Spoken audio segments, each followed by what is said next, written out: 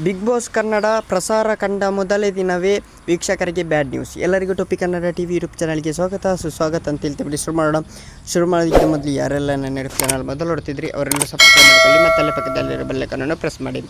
Big boss Kannada season 11ಕ್ಕೆ ದೊಡ್ಡ ಮಟ್ಟದ opening ಸಿಕ್ಕಿದೆ. ಈ ಬಾರಿ ಒಟ್ಟು 17 ಮಂದಿ ದೊಡ್ಡ ಮನೆ ಸೇರಿದ್ದಾರೆ. ಈ ಬಾರಿ ನರಕ ಸ್ವರ್ಗ ಕಾನ್ಸೆಪ್ಟ್ನಲ್ಲಿ ಬಿಗ್ ಬಾಸ್ ಮೂಡಿ ಬಂದಿದೆ. ಈ ಬಿಗ್ ಬಾಸ್ ವೀಕ್ಷಕರಿಗೆ ಮೊದಲ ದಿನವೇ ಬ್ಯಾಡ್ ನ್ಯೂಸ್ ಸಿಕ್ಕಿದೆ. ಹಾಗಾದರೆ ಏನು ಆ ಬ್ಯಾಡ್ ನ್ಯೂಸ್ ಎಂಬ ಬಗ್ಗೆ ನಾನು ಹೇಳ್ತೇನೆ. ಬಿಗ್ ಬಾಸ್ ಕನ್ನಡ ಈ ಬಾರಿ ಕಲರ್ಸ್ ಕನ್ನಡ ಹಾಗೂ ಜಿಯೋ ಸಿನಿಮಾಗಳಲ್ಲಿ ಪ್ರಸಾರ ಕಾಣುತ್ತಿದೆ. ಈ ಹಿಂದಿನ ಕೆಲವು ವರ್ಷ ಬಿಗ್ ಬಾಸ್ 24 ಗಂಟೆ ಲೈವ್ ನೀಡಲಾಗುತ್ತಿತ್ತು.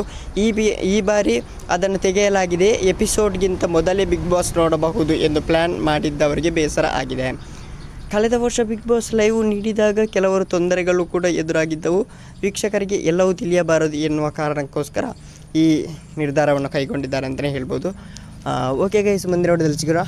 ಈ ಬ್ಯಾಡ್ ನ್ಯೂಸ್ ನಿಮಗೆ ಹೇಗೆ ಅನ್ನಿಸ್ತು, ಒಳ್ಳೆಯದ ಕೆಟ್ಟದ ಅಂತ ಕಮೆಂಟ್ ಮಾಡಿ ಅಂತ ಹೇಳ್ತಾ. Love you so much.